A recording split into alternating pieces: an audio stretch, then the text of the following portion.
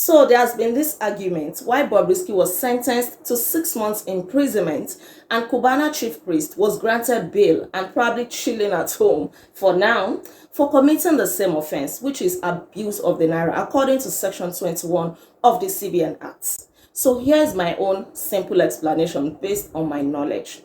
So Bobrisky, when charged to court for abusing the naira, immediately pleaded guilty. He said, "My Lord, I am guilty of the offense that I am being accused of. I am sorry. Please forgive me. In fact, I am going to use my social media platforms, which have millions of followers, to educate people not to abuse the naira." So Bobrisky chose the shorter route, and this means that there was really no case to drag.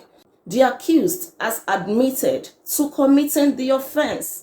So he was remanded in Efcc custody until the following week, when the judge finally sentenced him to 6 months in prison without an option of fine. Probably his lawyers thought that if they entered into a plea bargain by Bobrisky pleading guilty, then they would get a lesser sentence for him.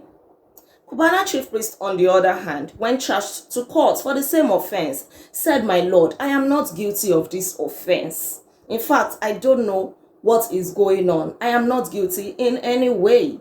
And this means automatically that there is no case against him yet. Now, the Efcc, which happens to be the prosecutor in this case, has to prove beyond reasonable doubt that Cubana Chief Priest actually abused the naira.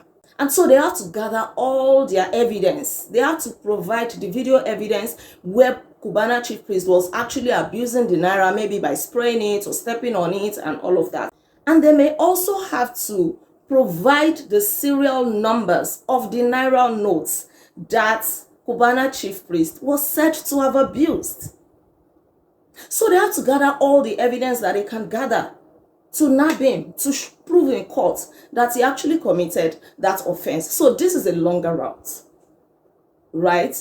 And while the Efcc is busy gathering its evidence, the lawyers of Cubana Chief Priest will be busy gathering their own evidence and everything that they are going to showcase in court to prove that Cubana Chief Priest is not guilty of abusing the naira.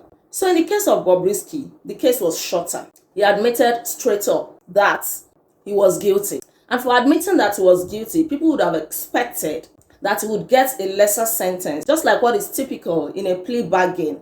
You know, when you already admit that you are guilty, sometimes instead of spending 5 years in jail, you may be told to spend, 2 years, since you already know your offense and you're so sorry about it. And there is also this argument as to why Cubana Chief Priest had to pay a whopping sum of 10 million naira to secure a bail.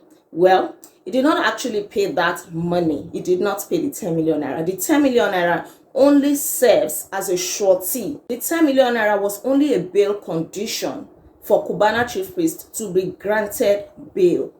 To say that, okay, you are not going to run away. You are going to be appearing in court for trial. But if it happens that you default, that you break the conditions of your bail, then that is when that 10 million naira will actually be paid. So for now, there is no money paid.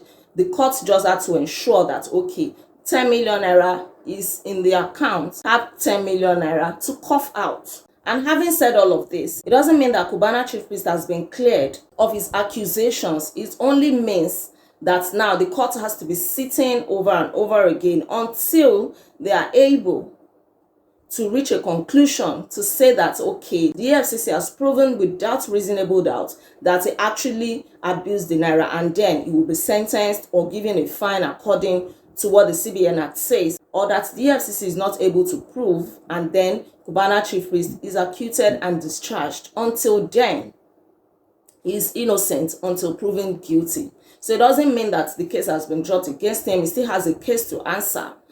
And on a lighter note, some have argued that the lawyers of Cubana Chief Priest have an LLB in law. That means a Bachelor of Laws. While Bobrisky's lawyers have a BSc in law.